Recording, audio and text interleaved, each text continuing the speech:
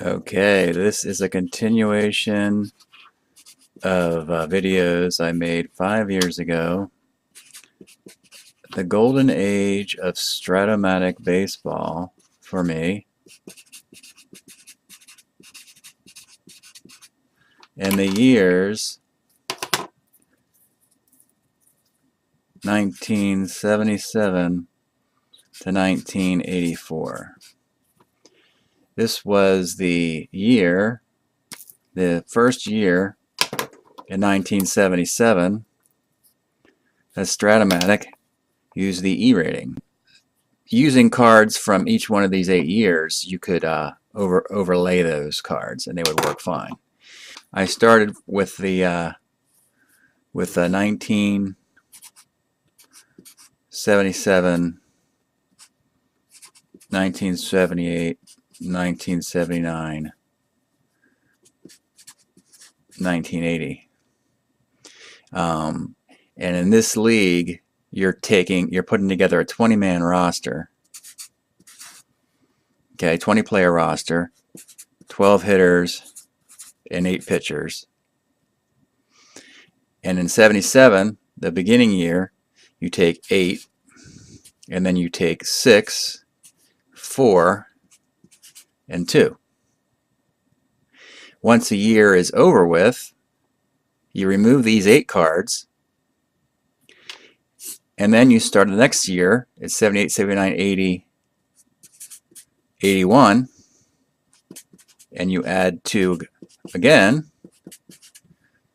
and you're back to 8, 6, 4, and 2. And you carry this through from 77 to 80, and you can carry it through to 81 to 84. That uses all 8 years of the cards in a series of 5 years. 5 years, and that's where we're at right now, the end of the 5 years. So we've reached, we've just added the beginning of these 84 cards, and we've just completed the 81 cards.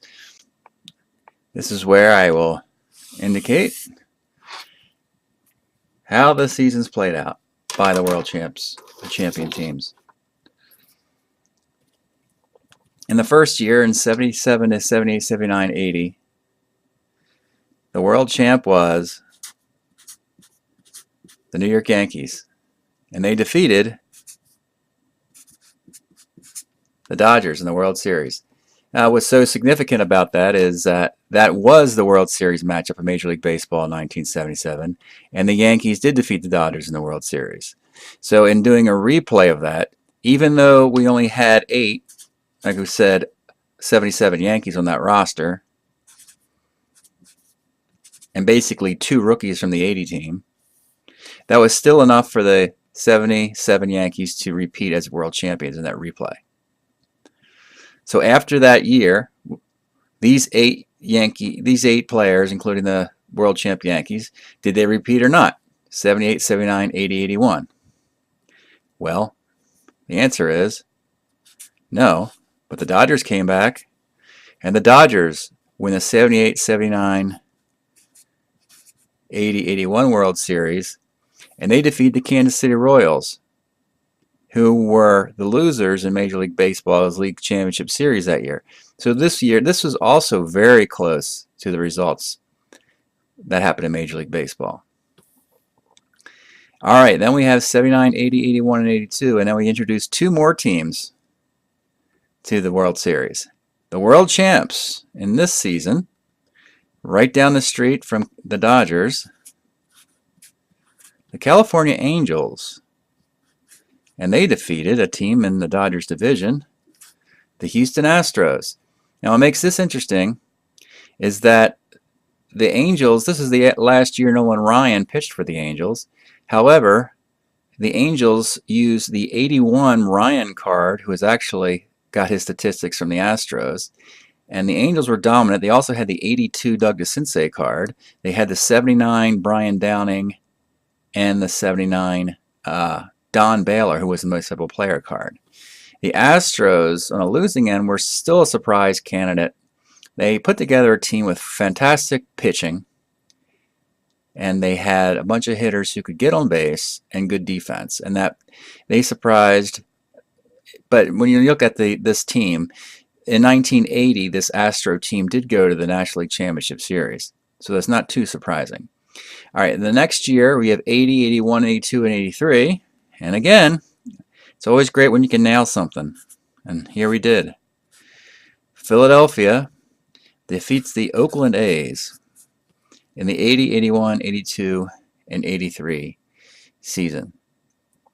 Now, of course, the Phillies did win Major League Baseball's 1980 World Series. We used the 1981 Mike Schmidt, whose OPS was actually better than the 1980 Mike Schmidt. We used the 80 Steve Carlton, the 80 Tug McGraw. Oakland, not too surprising. Most of this roster was comprised of the 80 A's, led by that great outfielder Ricky Henderson, Dwayne Murphy, Tony Armas, and that great starting pitching of Billy Martin's team, led by Steve McCaddy, Rick Langford, Matt Keogh. So it wasn't too surprising to see Oakland overpower Kansas City in the West. Which takes us to the final year, the strike year of 81 through 84, using some rookie players from the 84 set and adding it to the 81 set. This World Series I just finished yesterday, and this would complete the 5-year of using the 4-year carryover league. The loser of this World Series, I'll do first, is once again in it, the New York Yankees. And the Yankees had the 81, the Yankees did lose the 1981 World Series in Major League Baseball. So when you look at the repeated results, I was able to do this Yankee championship team, this Philadelphia team, this Dodger runner-up team, this Yankee runner-up team. The Dodgers were in this World Series. They won it. So when you look at it, most of the time I was able to recreate the World Championships in doing this 4-year carryover league. The winner of the 5th year, the 1981-84 World Series would be the Cincinnati Reds. And here they are.